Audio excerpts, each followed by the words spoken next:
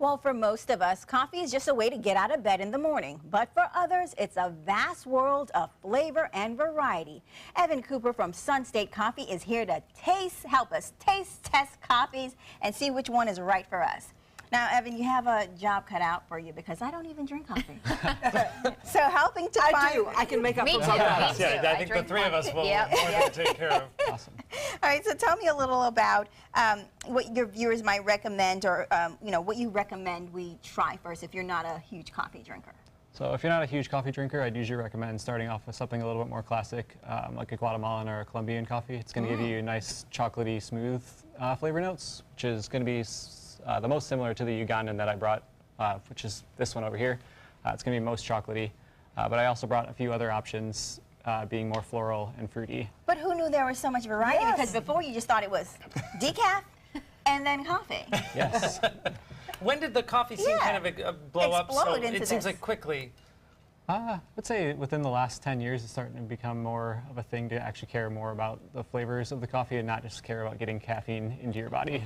Oh, okay. I think everything's kind of going that way. You know, wine was always that way, but now it's craft beer and tea, like we're seeing over here. You know, everything's kind of becoming more specialized. So. Definitely. And you have some interesting statistics about coffee and the amount of flavors, and especially when you compare it to things like components of wine. Yes, yeah. Coffee has about 1,500 aromatic and flavor compounds, whereas wine only has about 200. Oh, really? Wow. It's much more complex than wine. And is this when we talk about when people are saying, oh, I say oak and rose, and like this is what we're talking about here? I just thought it was this bad. Well, I need that coffee, though. It really does something good to you. It does something to you. Yeah. All right, so you brought some examples. So tell us, what we'll be doing and when we're coming to taste this stuff.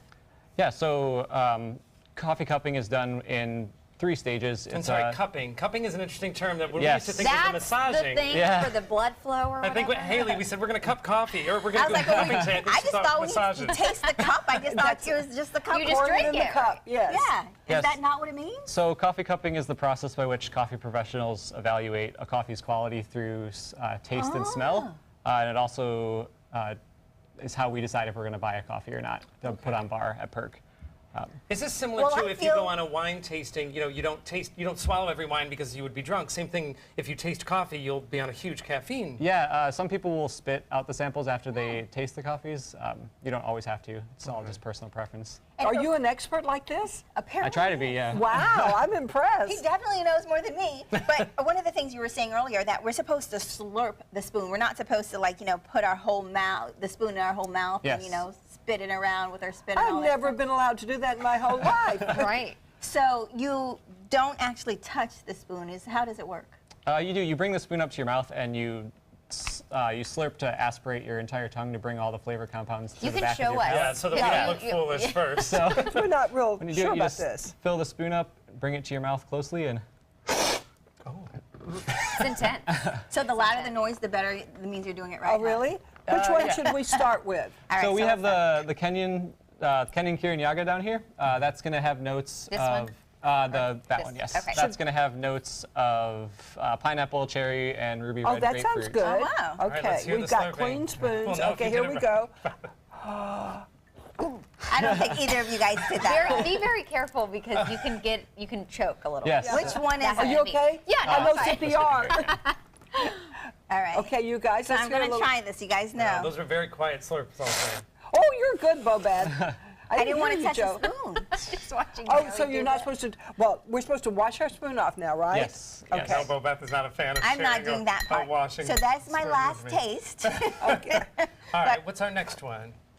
So the next one is the Ethiopian Yirgacheffe, which is this one right here. And You go first, because I have a Okay. cold. going to have notes of lime, peach, and jasmine. I think I'm still. Here, this one. And do we have I don't this think one? I'm doing No. as Okay, an that's, intense. we'll sift this one out. thing. Oh, we don't have Tell it? me again the flavors that they could taste Yeah. in this. Lime, peach, and jasmine. Lime, look peach, how and delicate. jasmine. I didn't hear a single sound didn't turn out of out so her. well the first Okay, time. Oh, I here we like go. that. That's definitely smoother. I don't think that you did it either. It was louder. And it's all over the table. That We'll is see so how funny. it wears. Does it wear well? Yeah. Yes. So I lime and practice. jasmine, did you taste Did you taste lime and jasmine? Yeah, I liked that one. It was smoother. Something. Yes, I think the lime stands out a lot in that one. Yeah. Yeah, that's good. The peach and the jasmine come out more in like the dry fragrance, which is this cup right here. Okay. So All right, so let's try the can last smell one. this?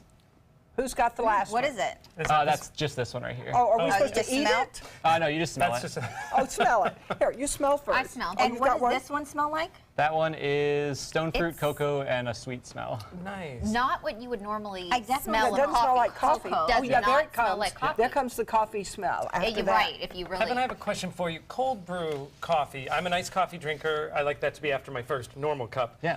How is cold brew different? I know it's been very popular down here.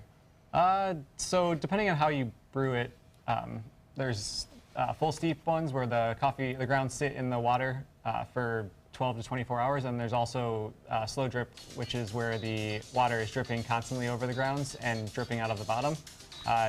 They give you kind of different mouthfeels and flavors. Lower depending on- acidity? Yes, lower Okay, acidity. for that's both what of I them. But they like. still Nice give and you the smooth. up. Yes. Yeah.